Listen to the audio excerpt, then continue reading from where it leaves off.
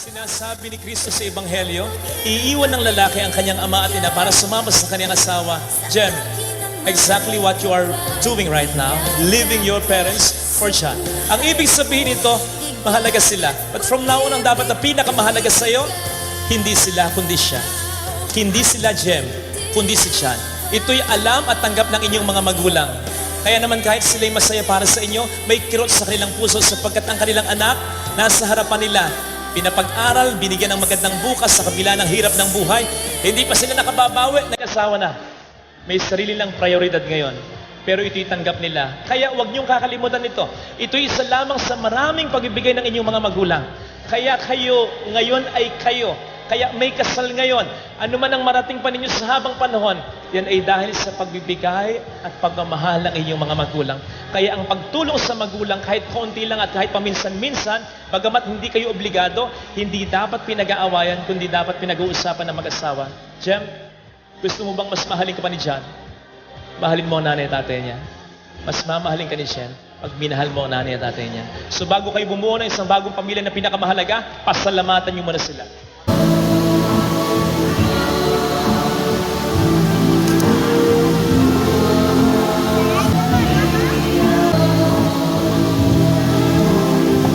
Sa isa at isa mo, exchange gifting. Regalo ko sa Diyos sa imo, regalo ka man sa Diyos sa aton. Tihalungan nato ng isa kag isa. Kaya regalo kita sa mahal nga Diyos sa isa kag isa. Sa nanay at tatay ni Sean, from now on, anak nyo na rin si Jen. Mula po ngayon, anak nyo na rin si Sean. So kung sila'y mag-aaway na kasama sa buhay pag-aasawa, wala kayong kakampihan sapagkat anak nyo silang dalawa. Mas magiging magaan ang buhay nila pag nagkaganon at pag nagkasundo ang magbalay. Magkamay po kayo. Palakpakan po. Sigba, liwat, kaya ko hilayin.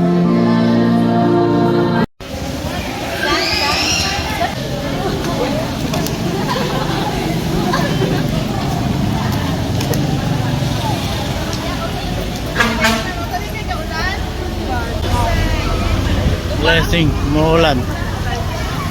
Ano kung maaari ay pakibigyan po ng mga kurikol or bin ang ating mga Maninay and Maninoy. First, mga Maninay and Maninoy, ang yung bride ang isang pirasong cake. And 3, 2, 1, go na po muna ang lalaki. Lalaki po muna ang magsusubo sa bride. Okay, group muna ang magsusubo sa bride. Okay, ready? 1, 2, 3, go! Ayun! At naman po palakpakan ng ating bride and groom. Okay, ngayon naman si bride naman po ang magbibigay ng kanyang pirasong cake o kapirasong cake para sa ating groom. Okay, as we count on 3 once again, in 3, 2, 1, go! Ang laki ng pagkakasubo ng ating groom sa kanyang piece of cake. Ayun, sa groom ang wine, then sabihin po natin as we count of 3 once again. 3, 2, 1, go! Alright, once again, our bride and groom for your toasting of wine. Atin lang po again na palakpakan ng ating bride and groom. Wala po ba palakpakan dyan? Ayun na nga po. Hey, the camera for the video taking and for the picture taking. And 3, 2, 1. So kayo na po. 10, 9, 8. Alam, grabe. Alam, grabe yung sunsot. 4, 3, 3 half, 3 short, 2, 1 and 1. Alright, that's our 10-second kissing for our bride and groom. Ang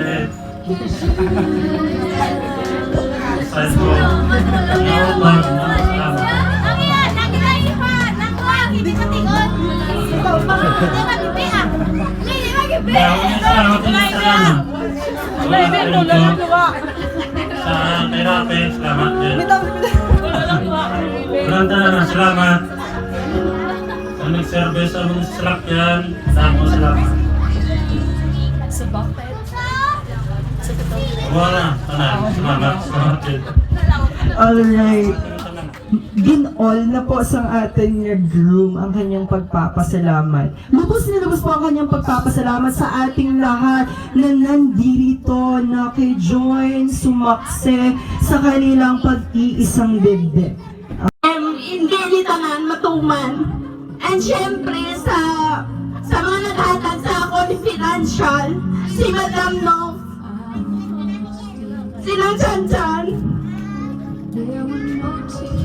kaya sa ako po dito sa Riyadh, sa akong pamilya, sa akong kinikanan, sa tanan-tanan nga napulig, mga pagkaisa ko, sila tita, nakita ko kitang kakapoy ta, halin kanapon, halin pa nagligad.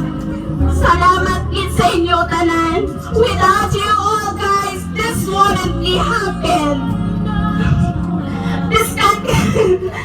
This can distress ta sa financially, sa mga hindi organized because nga ang simpo ta. Pero thankful di ko gyapon, lang ko nga sa ninyo nga understanding, kaya hindi naman tanan diri ma-perfect gid mong because na hindi naton kontrolado ang panahon. Wala na nagpasalamat ko sa inyo tanan-tanan sa mga kamot nga nag-effort gid sa aton photographer, sa kay Ryan Flores, kay Mang Rafi, sa nag-decorate sa amon nga simbahan, sinong Paul, kag sa mga inaplos ko, kag sa mga bayaw ko gid nga nagpulaw gid para nga mahuwani ni maging successful. I'm very thankful for all of you guys. Thank you so much. Sobra. That's all. Thank you. Ramdam ko po ang